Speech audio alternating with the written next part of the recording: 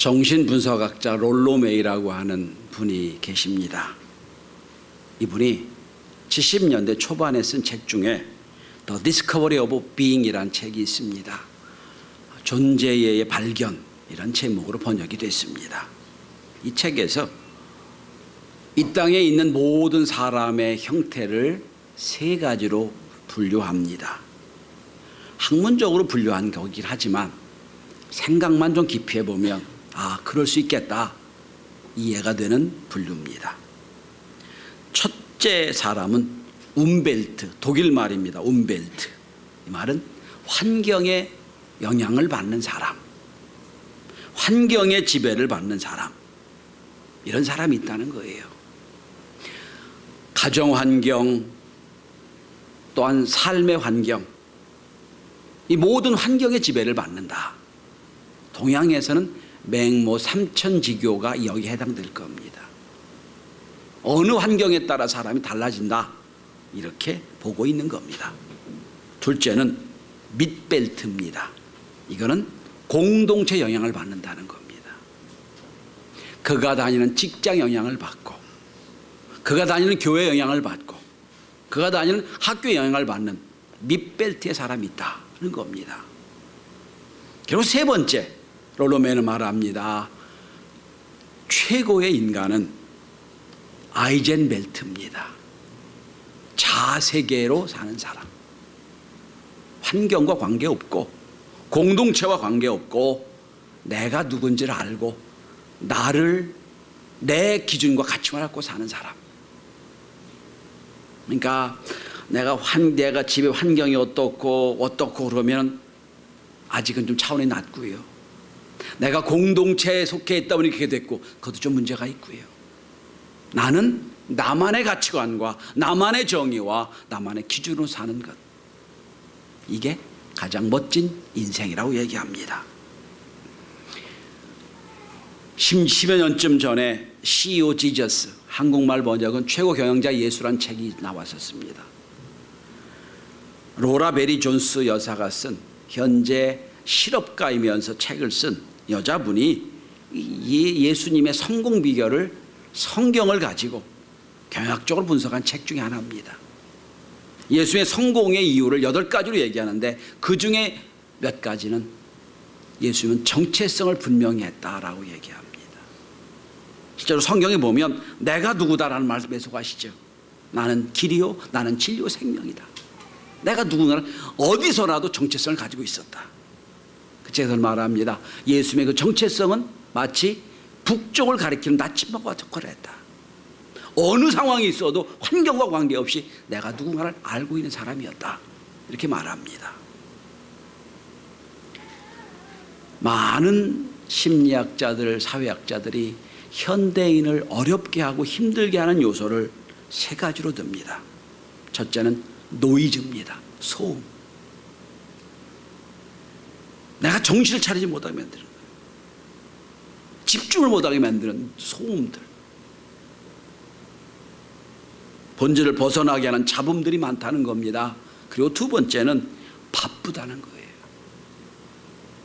정신없이 살다 보니까 무언가 하긴 했는데 되돌아보면 항상 공허한 거예요. 완벽하게 하질 못했어요. 바쁘게 지나가긴 하는데 나로 하여금 하나하나 온전히 이루지 못하게 하는 바쁜 것이 사람을 힘들게 한다. 마지막 3번째는 업적 추구입니다. 뭔가를 만들어내야 되는데 이게 사람을 힘들게 한다고 합니다. 여러분, 그렇다면 예수님의 승리의 비결은 어디 있었을까요? 예수님은 지금까지도 승리하고 계신 위대한 예수 그리스도인데 도대체 영원한 승리의 비결이 무엇일까요? 저는 오늘 본문을 통하여 우리가 어떻게 하면 예수님을 따라서 이 시대에 승리할 수 있는가, 예수의 승리의 비결을 함께 나누고자 합니다. 오늘 배경은 이런 상황입니다. 13절부터 보시면 오병이어의 기적이 일어난 현장이에요. 보리떡 5개, 물고기 2마리로 5,000명, 15,000명 이상을 먹인 놀라운 역사. 성경에 마태, 마가, 유가, 요한복음 4복음서에 다 나오는 7가지밖에 없는 기적을 일어난 현장 뒤에 나오는 이야기예요.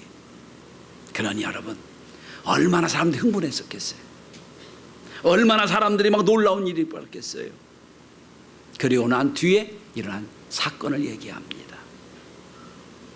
스쳐 지나갈 수 있는 말씀인데 상당히 중요한 말씀을 생각을 합니다. 첫째로 예수의 성공 비결 첫 번째는 쿨다운에 능한 분이셨습니다. 쿨다운하는 시간을 많이 가졌던 분, 그분이 성공 요인입니다. 여러분, 15,000명 이상을 먹였어요. 한 번도 듣도 보지 못한 놀라운 기적과 역사가 일어난 거예요. 아마 그 자리는 천국이 있을 거예요.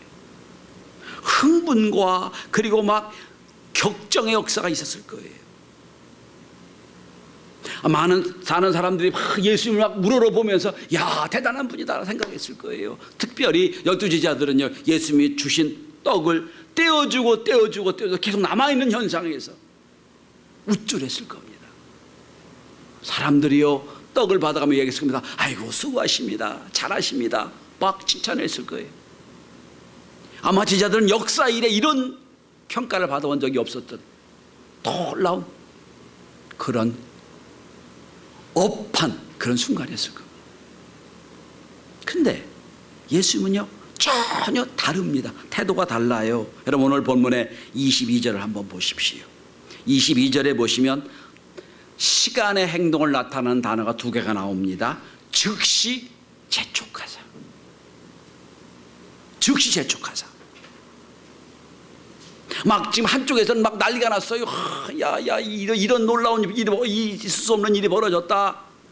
어떻게 하늘에서 기도했더니 막 아이가 먹을 도시락에서 우리가 5,000명, 15,000명 먹고 남은 12방울 남았냐.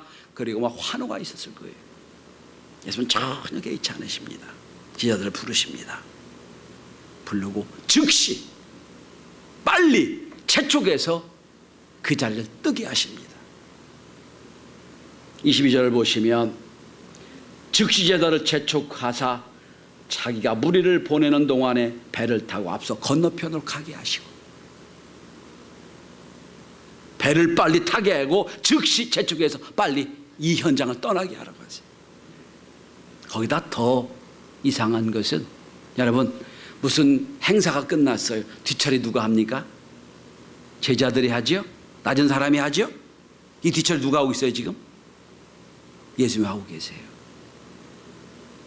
당신이 제자들을 먼저 보내고 무리를 보내는 동안에 당신이 이 상황을 다 정리하고 계세요. 이상한 일이잖아요, 여러분. 예수님은 기도하고 떡을 만들어 빵을 만들어 주신 다야, 야, 알아서 좀 정리해라. 그래야 마땅한데 제자들 먼저 보내고 나서 즉시 빨리 가라고 하고 나서 당신이 다 뒷처리 하시고 사람들 다 보내기 시작하는 거예요. 왜 그랬을까요? 예수님은 흥분된 군중과 우쭐대는 제자들 사이를 떼놓으신 거예요.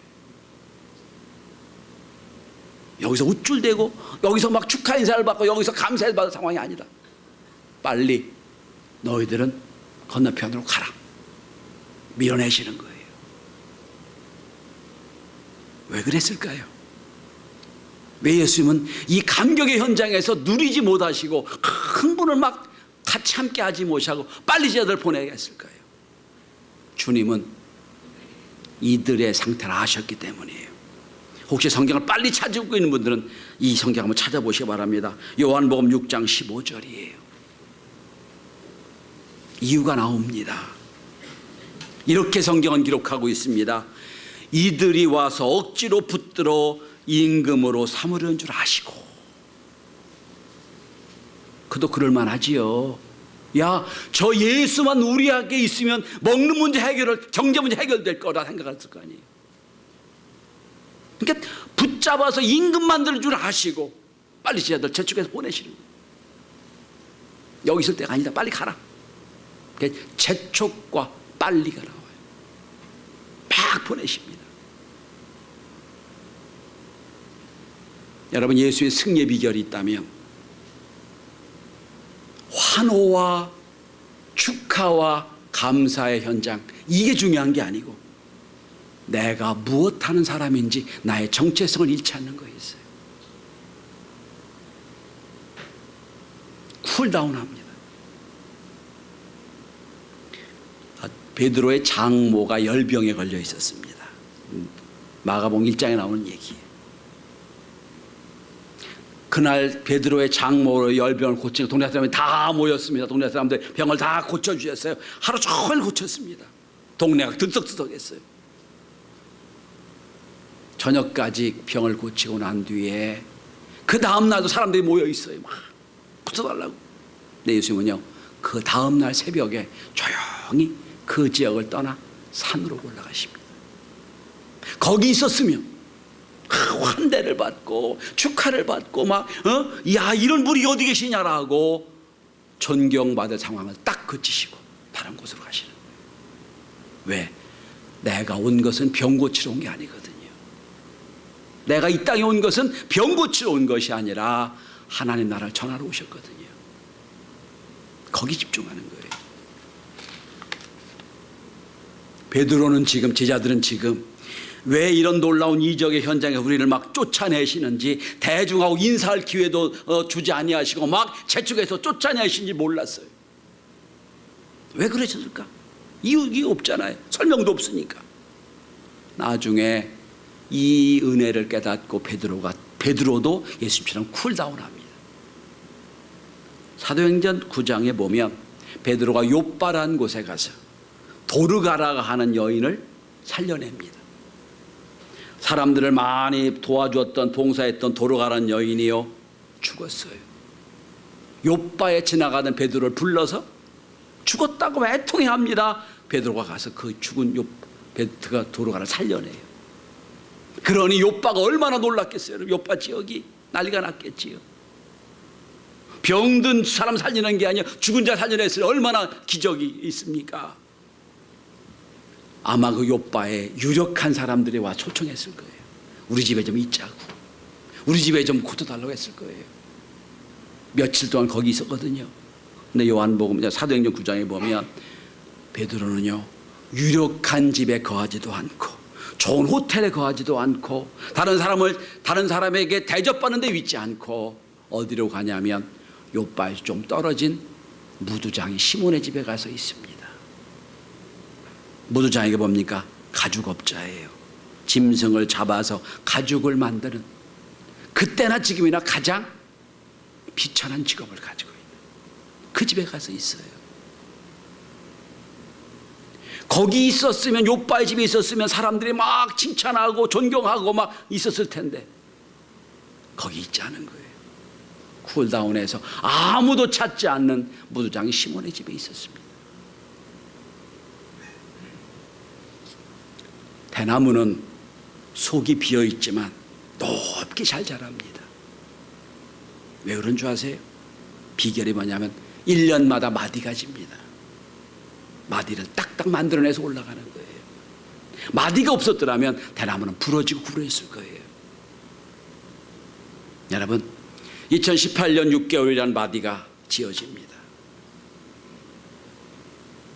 흥분된 일이 있었습니까? 격정이 있었습니까? 흥분과 격정의 찌꺼기를 정리할 때예요. 슬픈 일이 있었고 억울한 일이 있었고 마음 상한 일이 있었습니까? 그 감정도 떠내려 보내야 됩니다. 이젠 정리해야 됩니다. 그리고 내가 누군지, 나의 정체성, 내가 이 땅에서 하나님 나라에 원하시는 게 무엇인지 다시 한번 나를 돌아보는 시간이 되어야 됩니다.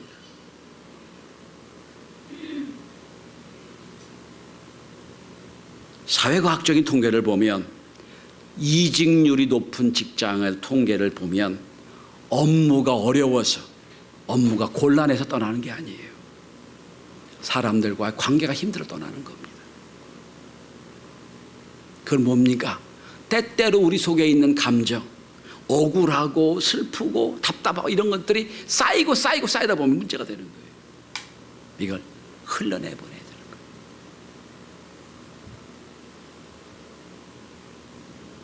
위즈덤 2.0이라는 책이 있습니다. 미국 실리콘밸리의 석학들에게 특강을 했던 자료를 모아놓은 책이에요. 거기 나오는 이야기입니다. 하버드대 심리학과에서 전 세계의 22,000명의 사람들에게 앙케이트라고 연구를 한 결과가 나오는 겁니다. 그 얘기는 이겁니다. 행복의 여부를 가늠해주는 가장 중요한 척도가 뭐냐? 이렇게 물었습니다. 네가 어느 때 제일 행복하냐? 물었습니다. 근데 대답은 이겁니다. 내가 소중한 일을 하고 있어서, 내가 거룩한 일을 하고 있어, 내가 중요한 일을 하고 있어서 행복한 게 아니고, 무슨 일이든지 내가 하는 일에 집중할 때 행복하다는 거예요. 상당히 다르죠. 내 일에 집중할 때 행복하다는 거예요. 일본에 나오는 이야기입니다. 어느 무술가가 유명한 지혜자를 찾아갔습니다. 근데 동네에서 유명한 지혜자예요. 근데 이 무술가는 수년에 걸쳐 검법과 무술을 연마해 가지고 그 지역에서 최고의 일본 검객으로 소문난 사람이에요. 자꾸 자기가 최고처럼 여기는데 사람들이 얘기합니다. 아, 저 동네에 유명한 지혜자가 있는데 그 지혜자는 대단한 분이다. 속에 좀 질투가 나 찾아갔습니다. 찾아가서 얘기합니다. 내가 얼마나 무술을 연마했고, 내가 한 번에 몇 사람을 죽일 수가 있고, 내가 얼마나 지금까지 위대한 일을 했는지 쫙 소개합니다. 설명을 쫙 합니다. 그리고 지혜자에게 물었습니다. 당신은 뛰어난 지혜로 유명한데 무엇을 할 수 있습니까? 물어봤어요. 지혜자가 대답합니다. 숨을 한번 크게 쉬고 대답합니다. 나는 한 가지 능력밖에 없습니다. 걸을 때는 걷기만 하고요. 말할 땐 말하기만 하고요. 그리고 일할 땐 일하기만 합니다. 다른 건 아무것도 못합니다. 그랬다요. 여러분, 다시 한번 오늘 오병이의 놀라운 역사의 현장, 격정의 현장, 놀라운 놀람의 현장에 머물러 있지 않고 제자들을 보내시고 그리고 자기의 정체성을 찾는, 이제 이번 주부터 휴가로 떠나신 여러분들에게 권면합니다. 휴가는 쿨다운하는 거예요. 정리해 나가는 거예요. 매듭을 짓는 겁니다. 그리고 다시 한번 시작할 수 있는 은혜가 있길 바랍니다. 둘째로, 제자들을 다 먼저 보내시고 뒷정리를 다 끝내고 대종을 다 보내신 뒤에, 여러분 오늘 본문의 23절 한번 보십시오. 무리를 보내신 후에 기도하러 따로 산에 올라가시니라.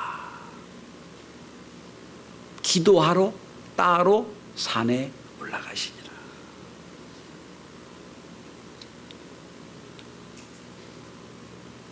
저는 예수님의 기도를 연구할 때마다 부끄러움을 느낍니다. 바쁘다는 핑계로, 힘들다는 핑계로 기도를 게을리하고 있는 저를 보게 됩니다. 오늘 예수님을 보시면 그날은 참 일을 많이 하셨어요. 오병이어 기적을 일으키기 전에 사람들을 다 병을 고쳐주셨어요. 제자들이 먹을 게 없다고 그러니까 두 손을 들어서 축사하시고 오병이어의 놀라운 기적을 일으키셨어요. 그리고 사람들을 재촉해 보내십니다. 그리고 나서 기도하러 땅에 살아 올라가셨다고 성경은 기록합니다.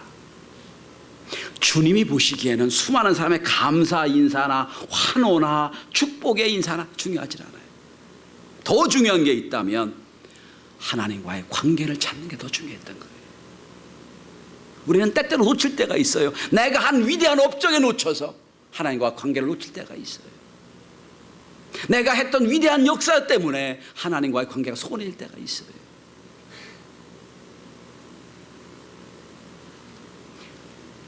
여러 번 제가 이 말씀 드렸는데, 온 우주에 기도하지 않아도 될 한 분이 있다면 예수님이실 겁니다. 하나님 자신이잖아요. 하나님의 아들이잖아요. 기도하지 않아도 전혀 문제가 없는 분이 예수 그리스도예요. 그런데 그 예수는 때만 되면 기도하러 가세요. 때만 되면 산으로 가세요.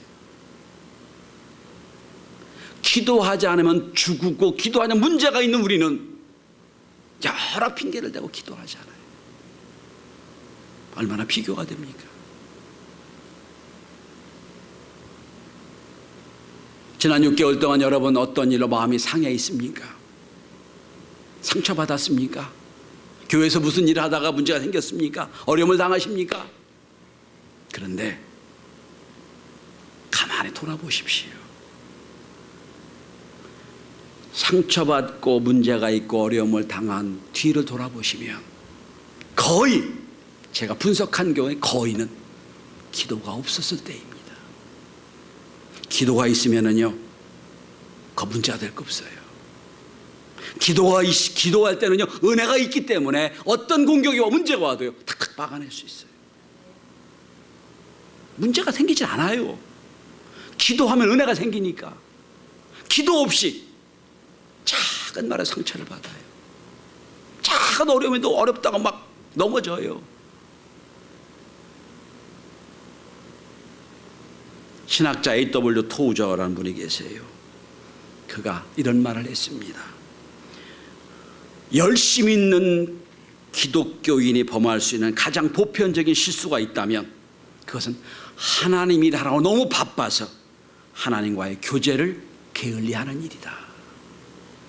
우리가 그런 일 참 많이 겪어요. 내가 교회에서 성가대도 하고 교사도 하고 내가 식사도 준비해야 되고 참 뭐 여러 일 하다 보니까 그 일에 바빠가지고 막상 하나님과의 관계를 놓쳐버린다는 거예요. 여러분 오늘 본문에 예수님 얼마나 바쁘셨어요? 바쁩니다. 피곤합니다. 근데 예수님은 홀로 산으로 올라가세요. 기도하셨다는 거예요. 도저 박사는 이런 말을 계속합니다.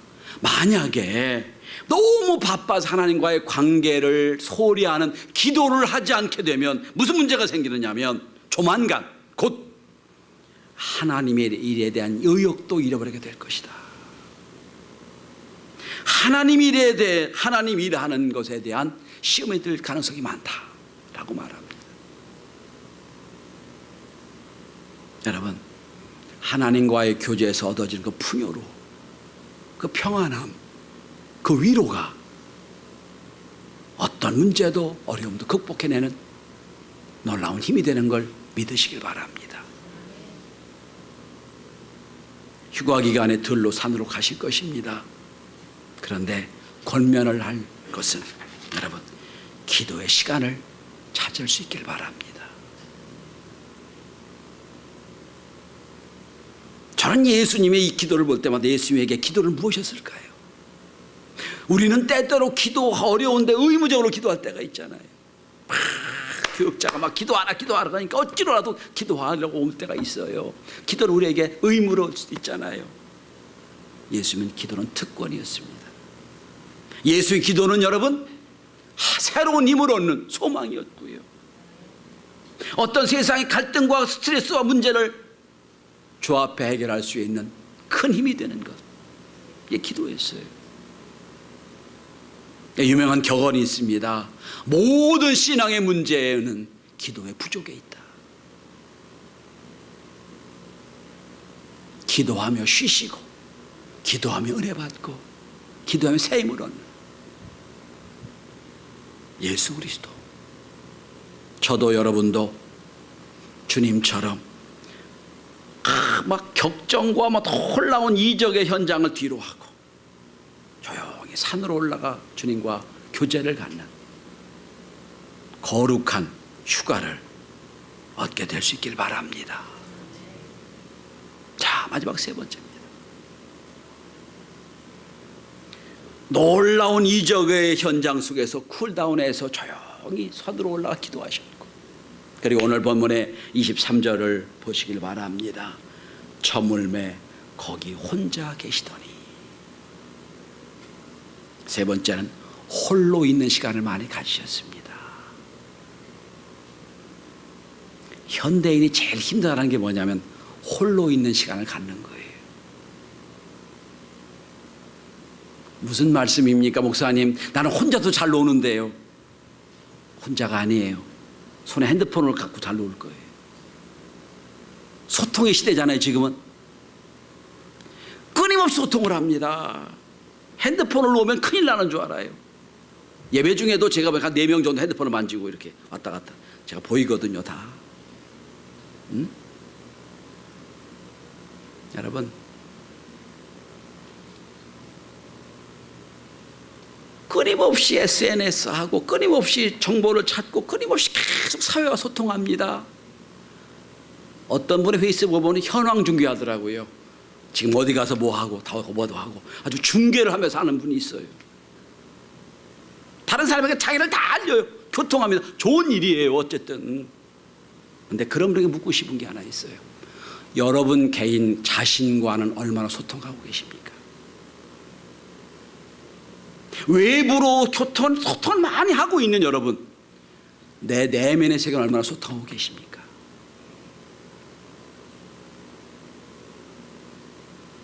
SNS에 아주 중독됐고요. 내가 가입한 카페 들어가 확인해야죠.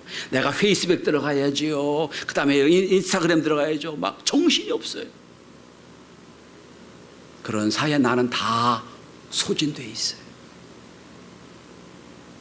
나이가 없어져 버리니까 그냥 좋아요 여기에 그냥 목을 메고 있어요.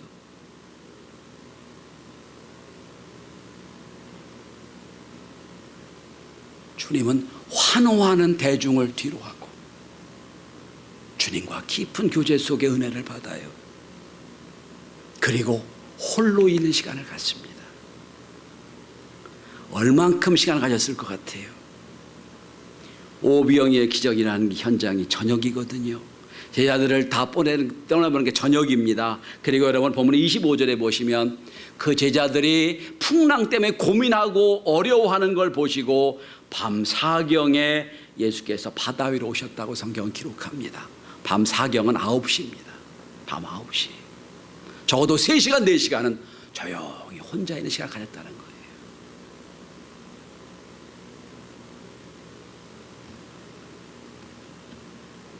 혼자 무슨 일을 하셨을까? 좀 곰곰이 생각합니다. 요한복음에 보면 오병이어의 기적을 갖고 설명을 하십니다. 내가 생명의 떡이다. 모세 때는 하늘로서 만나를 주셨지만 그 만나는 썩어버렸고 없어져 버렸지만 내가 너에게 생명의 떡을 주러 왔다.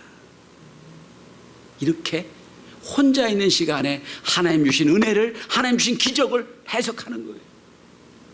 그리고 새로운 역사를 이루어져요.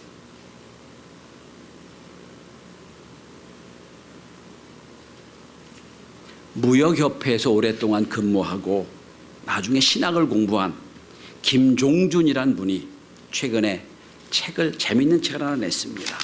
완전한 자기경영법이란 책입니다.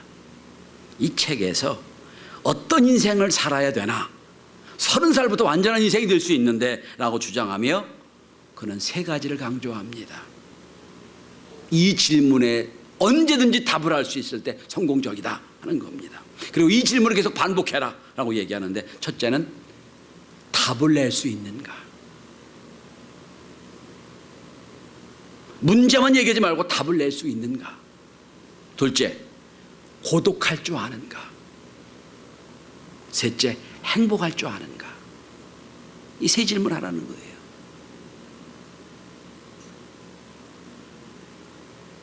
고독은 인생을 숙성시킵니다. 자기 자신과 마주할 수 있는 용기가 있고 자기 자신과 얘기할 수 있을 때 내가 누군가를 알 수 있어요. 다른 사람의 빛이 내가 아니라 스스로 나를 바라볼 수 있는 것. 그리고 얘기합니다. 행복할 수 있는가. 지금 누리고 있는 것을 얼마나 행복을 찾을 수 있는가 하는 얘기입니다. 그는 그런 말을 합니다. 열정과 고독은 인생의 쌍둥이와 같다. 열정의 시간만큼 고독의 시간이 있을 때 사람 비로소 영거로 간다. 성도 여러분, 이제 들로 산으로 움직이시게 될 겁니다. 다른 사람의 환호, 다른 사람의 인정 좋습니다. 그러나 더 깊이는 여러분과 대면하는 말씀의 거울을 하나씩 가지고 이 휴가를 출발할 수 있길 바랍니다. 말씀에 비친 내가 누구인지, 나의 정체성이 무엇인지 다시 한번 확인할 수 있는 휴가를 가질 수 있길 바랍니다. 여러분, 뒤이어서 어떤 사건이 벌어지 한번 보시기 바랍니다. 자, 무리를 떠내보냈어요. 빨리 보냈습니다. 그런데 그 저녁에 바람이 불어서 풍랑치는 밤을, 제자들이 막 배에서 요동을 칩니다. 제 밤사경에 주님을 그들 찾아가 위로하십니다. 바다를 잔잔케 하시죠. 왜? 하나님의 아들이고 기도의 능력을 받았으니까. 그리고 뒤에 넘어갑니다. 여러분, 33절에 보면 배에 있는 사람이 예수께 절하며 이르되 진실로 하나님의 아들이소이다 하더라, 이렇게 나옵니다. 그러니까 오병이어의 기적이 일어날 때는 이런 고백이 없어요. 조용히 기도하고 은혜를 받고 내면의 세계에 충실한 뒤에 회중들의 이런 고백을 받습니다. 하나님의 아들이었다. 결론을 내립니다. 성도 여러분,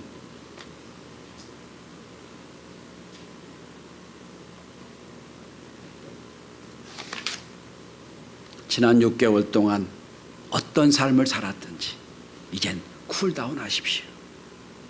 다 내려놓고 마무리를 하고, 그리고 기도 시간을 가지고 내면의 세계를 분명히 하고 새롭게 출발할 수 있는 저와 여러분이 되시길 주의 이름으로 축원합니다.